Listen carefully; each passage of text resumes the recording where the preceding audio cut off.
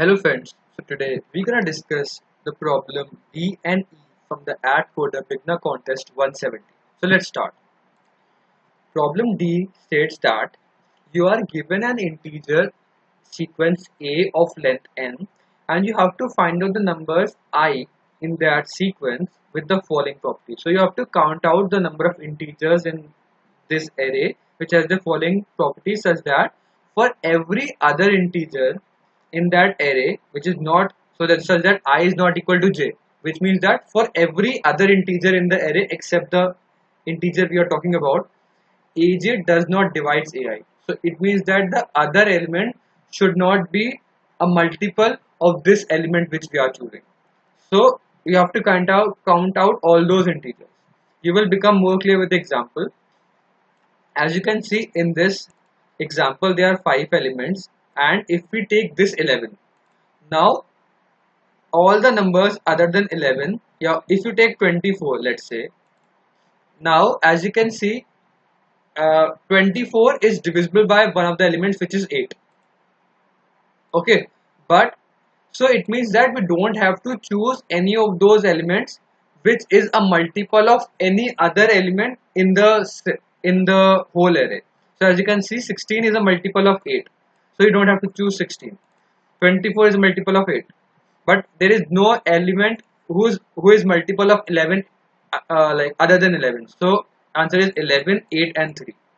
Okay, so you have to find out such that the minimum elements such that there are no multiple of these elements in the array. Okay, now as you can see in 5, if you take any number, all the other numbers will be multiple of 5. So you cannot choose any of the numbers such that you can see that except of this number, all the numbers cannot be divided by this number. Because, but in this case, as you can see,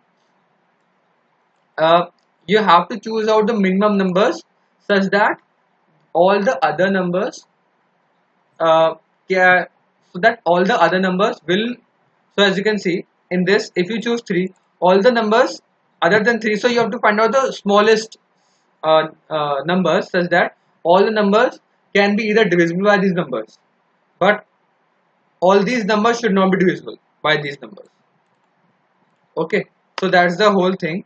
So we can proceed with this question using what you can see prime seed, that same type of concept, because we don't have to find out the smallest number such that all the other numbers will not divide these numbers. Okay, so I'll take it down to the code to make it more clear. So this is the first example which is given to you. Okay, and this is the second 555. So what you will do here is you can make a sieve like thing which is a frequency. So first what you'll do is you will count out the frequency of every element in a, like you can make a vector name count in which you will count out which is initialized to 0 for every number, and it is from 1 2 3 up to the limit which is like 10 to power 5. Okay, so the thing, oh sorry, the AI limit is 10 to power 6. So what you can do here is you can make an array of 10 to power 6 plus 1 or something on, and then you can make everything to 0. Then for every number initialize or increase its count. So like there is 1 3, so increment its count. In this there are 4 5, so increment the count of 5 to be 4 and so on. Okay, now maintain a visited sort of visited vector, and with what you will do here is you will start in the count from the start. You will check whether this element is present in the whole set. Okay, how you can check? If the frequency is 0, then it is not present in the whole set. If its frequency is at least 1, then it is present. But let's say the frequency is equal to 2, so it means that this number is present twice. Then this number we cannot take in the final answer, because if we take this number, there will be some other number in the set except this number which can divide this number, and we don't want that. Okay, so we only want those numbers which doesn't divide these numbers. Okay, so what the same the question statement states that you have to choose all those numbers which doesn't divide these numbers. But we cannot choose a number because if we choose 16, then there is a number which divides 16. It is 8. If we choose 24, there is a number except 24 which can divide 24, which is like 8. But if we choose 8, there is no number except 8 which can divide it. Okay, so that's the thing. Now we can maintain the count if the count is greater than or equal to 2, then we just leave it. Okay, but if it's equal to 1, then we will increment our answer, which is the total number of, because we want to find out the answer, which is the total number of integers. We will increment our answer, and after incrementing, what we will do, we have to ensure that we don't have to choose any other number which is a multiple of this number, which states that if we have taken 3, then all the multiple of 3 should be eliminated. We cannot take all the multiple of 3 in the set. So that's where this visited array come in handy. What we will do here is we will mark out all the multiples of 3 in this vector. So let's this 1, 6, 9 and so on. So let's assume there is 6 also in this vector. So when we come to 6, we say that yeah, its frequency is 1, 6 is present in this vector or in this integers which we are given, its count is 1, it is present, but because its visited value is 1, which means that there should be one number which can divide this number and which we have already chosen. That's why this value becomes 1, and thus we cannot take this value in our final answer. That's why we eliminate this. So I will take you to the code to become more clear. So I will take an input of count, which will take the input of count of every number. It's very 10 to the power 5 because of all the 10 to the power 6 the numbers. So I will take down 10 to the power 6 plus 5. Then take the input of n, and for every number increment its count in the count vector. Then initialize the answer to be 0, and with visited vector we also initialize as 0. Now what we will do here is we will iterate over all the values from 1 till 10 to the power 6, because the maximum value is 10 to the power 6. If the count value is 0, which means that this number is not present in the sequence which you are given, then we just continue because we cannot do. Or also we will continue if it is visited. So in two cases we will continue, which I have told you. If it is visited, we cannot take this in the final answer. Or if its count is equal to 0, it means it is not present in the array itself. We make it 0, continue. Else what we will check is if its count equal to 1 and if it is not visited. So as you can see, 3 for 3, its count equal to 1 and is not visited in the start, we will increment our count. But let's say there is a number whose count is equal to 2 and it is not visited. So there is a 5, its count equal to 4 and it is not visited. So then also we will not do anything because the answer will not get affected with that number. After that we have incremented answer. For this ith value, what we will do here is we will initialize a loop, and what we will do here is because we have checked this number, we will mark all the numbers as we do in a prime sieve. We will jump at a distance of I and mark all of them to be visited. I hope you understand. Okay, after visiting everything, that number gets switched and we cannot take it further again. And that's the whole thing. And then after this whole, we will return the answer. So that's the first problem. Now move on to the second problem, which is smart infants. You are given n infants in the AtCoder. So the infants are numbered from 1 till n, and there are 2 to the power 5 kindergartens. So there are some KGs, kindergartens, and the number for kindergartens are 2 to the power 5. So it can be 1 to 2 to the power 5, and there are 1 to n children. Okay, each infant I has some rating AI, and initially it belongs to the kindergarten BI. So every children has some rating value and it belongs or study in the kindergarten BI. Then there are some Q transfer which happens, such that the jth transfer will make the infant CI go to the kindergarten DI. So there are some integers, there are some infants, and we will take the infant from its original kindergarten, which is BI, to the new kindergarten, which is DI. Now what we can see here is, here we defined an evenness. Evenness states that for every kindergarten, if there are one or more infants in the kindergarten, what we'll take this, we'll take out the highest rating of the infant in the kindergarten. So let's assume there are 10 kindergartens. There are 10 kindergartens, and every kindergarten has some children, and every children will have some rating. So in each kindergarten, we will take out the children which has the maximum rating out. Okay, and the evenness is defined as the lowest among all of those ratings. So let's assume there are 10 kindergartens. For each kindergarten, let's assume we have to find out the topper, which is the one which has the maximum rating. So what you can do is, you have to, like, there's an exam, there is a rating for every kindergarten. So what you can do is, you can take out the maximum rating child from every kindergarten, and you have to find out the smallest of all those maximum rating we got, and that is the evenness. So what you have to do here is, for each of the Q transfers, after each transfer which we do, we have to find out the evenness. So as you can see there, if there are this we will talk about this example. There are 6 children, and this is the input. There are 3 transfers in which the fourth child is transferred to the kindergarten 3 now. The second child is transferred to the kindergarten 1, and the first child is transferred to the kindergarten 2 now. And thus, after all these transfers, after every transfer, we want to find out the evenness of all the kindergartens. I hope you understand the question now. Let's talk about it in more detail.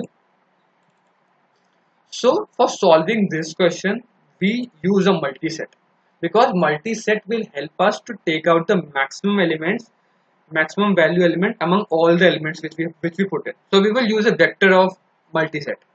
So we will make, like, let's say 10 to the power 2 into 10 to the power 5 kindergartens, or 2 to 10 to the power 5 multisets. Okay, so in the first example, because there are only three kindergartens, we have taken 3 multisets. You can take all those multisets in the coding part. Then what they have said, that the children with the first children, this is the first index children, the rating of that first children is 8, and it goes to the first kindergarten. And initially it goes to the first kindergarten, and its rating is first. This is the first child. Now the second child has rating 6, and it go to the second kindergarten. The third child has rating 3, go to the third kindergarten, and so on. So I have put it here. But how is multiset help us? Multiset will always put them in the order. If you use the multiset such that the maximum element should come to the first, or the minimum element should come to the first, you can like make the multiset according to your needs. So in the first kit, I have made all the multisets such that the maximum element is the top. Multiset is not like a stack, but it is like a bag, you can say, in which the first element is the maximum element. Okay, so it will make them in this order only. Okay, so as you can see, in all these three multisets, the first children is this. If you talk about the minimum of all these children, it is 6. So the evenness before any transfer is 6. Okay, now the transfer is, we will take the 4 children to the third kindergarten now. 4 children is this 1, 2, 3, 4, which is the 1, 1. This children will go from the first kindergarten to the third kindergarten. But as you can see, after we take it out, does our maximum of this class and this class changes? No. So as you can see, the maximum of both of these classes doesn't change. So the maximum will remain the same, and thus the minimum of all those maximum will remain the same. So the answer will be 6 for the first case. As you can see, it's 6. Now there is a transfer of 2 to 1. The second children, which is this 6, 1, is transferred to the first class. After, as you can see, it is transferred, the maximum of this class remain to be 8, the maximum of this class remain to be 9, but the maximum of this class become 2 now. And the minimum of all these things, 8, 2 and 9, is 2. So the evenness is 2 now. Okay, and same for the last case. So how we can find out the evenness for every case? So what you can do here is, initially, this is the starting point. You can make another multiset and store all the maximum of all the children in another class. So what you are doing here is you are taking the topper of every kindergarten and putting them in this multiset. You have taken another multiset and take out the toppers of all the class and put it here and putting it all here. Okay, now, and also sort them.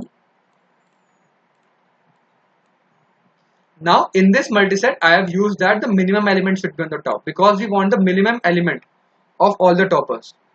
Okay, so you can make the multiset according to you. You want the maximum element on top or the minimum element on the top. Okay, now this multiset has the minimum element on the top. Now what we will do here is after every transfer we will check whether our minimum element of this multiset changes or not.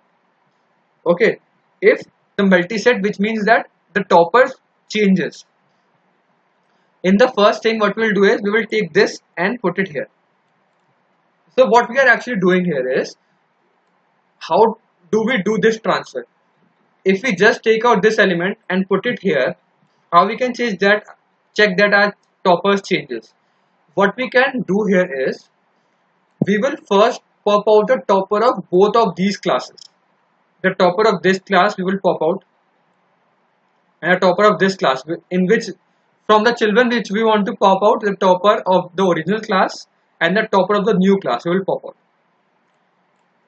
Now we will transfer this child.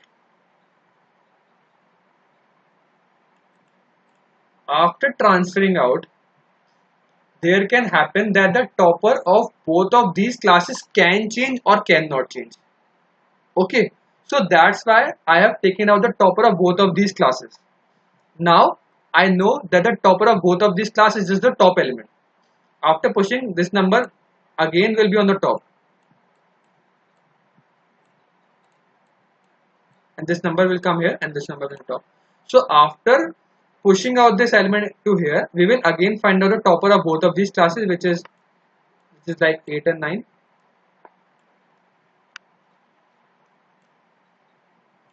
And we will push back it again, and we will find out the maximum of this at this stage. So why is this efficient? Because at every step we are just finding out the toppers. We are only talking about the topper and the element which we want to transfer.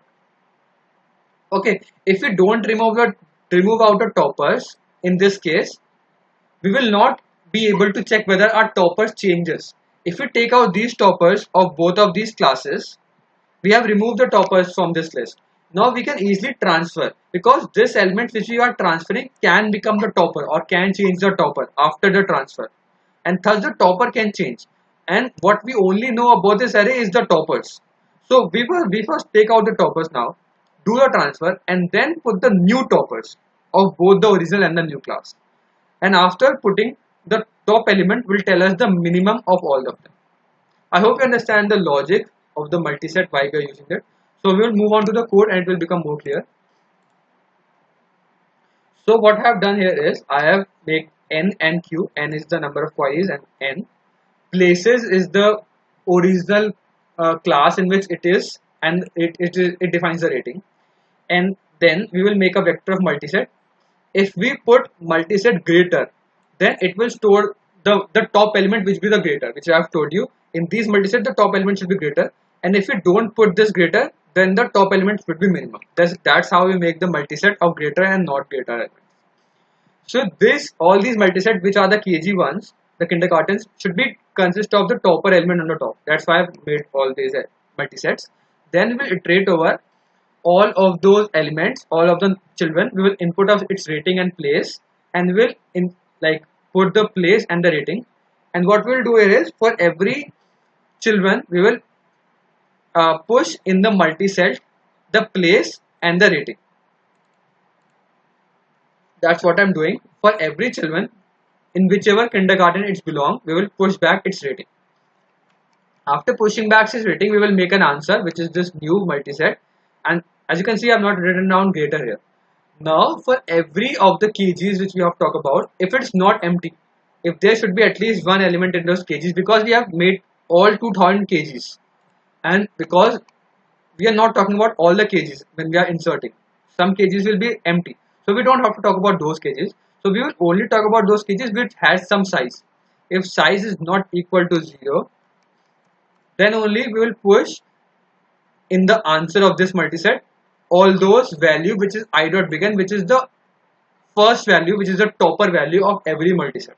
We will put a star to find out the value. Now we will do all the queries. For every query, the original, this is the index. So we can find out the original class, original kg, which is place of C. The new kg is this, and the rating of that child is this rating of C.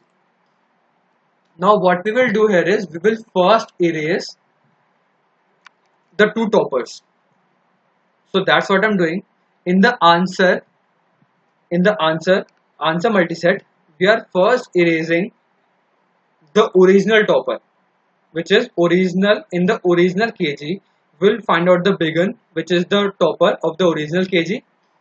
We are using lower bound such that if you just give the rating of any person in multiset, it will delete all its occurrence. But if you use lower bound, it will delete only that single person occurrence. Okay, that's why I've used is lower bound. Lower bound will delete only that person occurrence. Now erase that person occurrence from the answer vector, and also we will delete the other person, the new class topper, from the answer. After that, what we'll do here is we will delete from the original kg the original person, the rating of the original person, in which, as you can see, now we have deleted the toppers. Now we will delete the rating, which means we are deleting the person which we want to transfer from the original kindergarten. So from the original kindergarten, which is the original kindergarten, we will erase the person with this rating, which means with the original person, and we will push back in the new kindergarten the rating, because we have transferred now. Now what we will do here is, now because after we have done the transfer, we will change the place also, because now the place for the children is new kg. Now what we will do here is, for the two kindergartens, the original and the new kindergarten, we will find out the begin, the top value, the topper, and we will insert both of the toppers in answer again, and then we will print out the answer, the top value of the answer, because this answer will store the minimum value, and for every query we will print out this answer. I hope you understand the logic as well as the code. This video has become quite large, but if you still have any doubts, please mention down. Thank you for watching this video. I'll see you in the next one. Keep coding. Bye.